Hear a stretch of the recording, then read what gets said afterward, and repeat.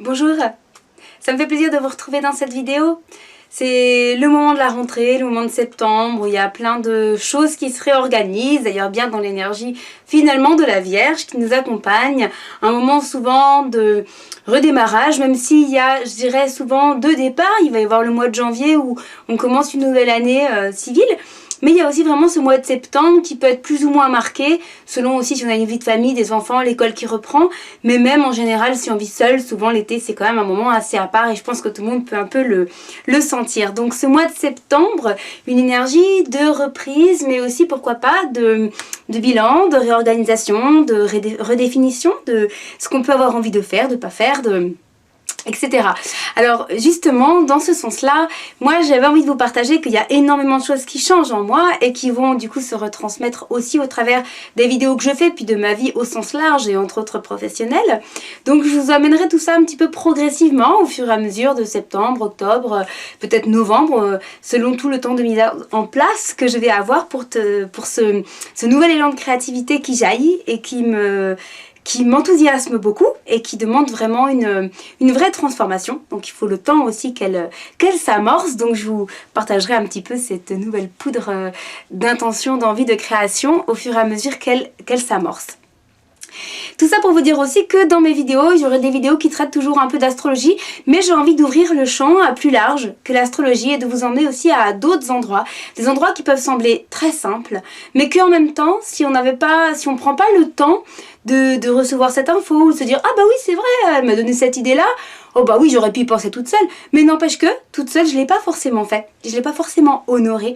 Et l'avantage, du coup, c'est de se dire « Bah finalement, je reçois l'info, l'intention m'est donnée, c'est beaucoup plus facile de le mettre en place ». Donc l'idée pour moi aussi dans ces vidéos que je vais publier régulièrement, ce sera de vous donner tout simplement des moments de célébration, des moments de saveur, des moments de conscience, dans des actes qui sont simples mais qui ont une portée qui peut être très profonde selon l'intention que vous mettez à l'intérieur. Et ce que j'aimerais vous partager aujourd'hui, c'est la notion déjà de la prière. La prière, alors la prière on peut l'entendre de manière très large, ça peut être associé facilement à l'église, etc. C'est pas mon intention. La prière c'est, voilà, pour moi ça dépasse toute forme d'église, dans toutes les traditions, dans tous les peuples, dans tous les âges de la vie.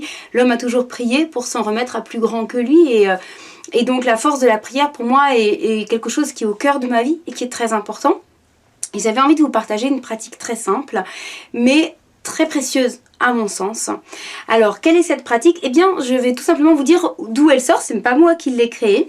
Récemment, j'étais sur le site www.chamanisme-origine.fr et dans la section de blog, il y a des articles et le dernier article qui a été paru s'appelle Guérison partie 2. Et dans cet article, il était proposé une prière. Et pourquoi est-ce que ça m'a tant touchée? Avant de vous la partager, je voudrais vous le dire. Bien sûr, déjà, si vous voulez aller voir l'article en entier, vous pouvez y aller. Hein, c'est pour ça que je vous ai donné la référence. Mais ça m'a beaucoup touchée parce que c'est une prière qui parle en fait de se relier à l'humanité, de se relier à ce qu'on vit. Et c'est vrai que bien sûr, il y a des millions de belles choses, des personnes qui ont des belles énergies et qui créent des belles choses. Heureusement, il y en a plein.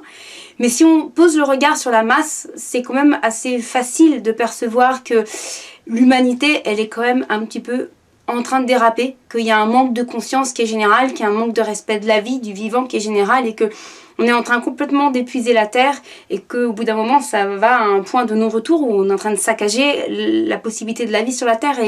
Et moi, dans cet espace-là, je ne veux pas nourrir le drame et le désastre, mais ça me semble important de pouvoir se mettre en prière pour que tout simplement les consciences s'éveillent. Donc l'intention, elle est très simple, c'est de prendre une bougie. Alors vous voyez, là, c'est un bougeoir très très simple. Hein. Vous voyez, vous pouvez même le créer vous-même, hein, des petits galets, les coller et hop, une petite bougie au milieu.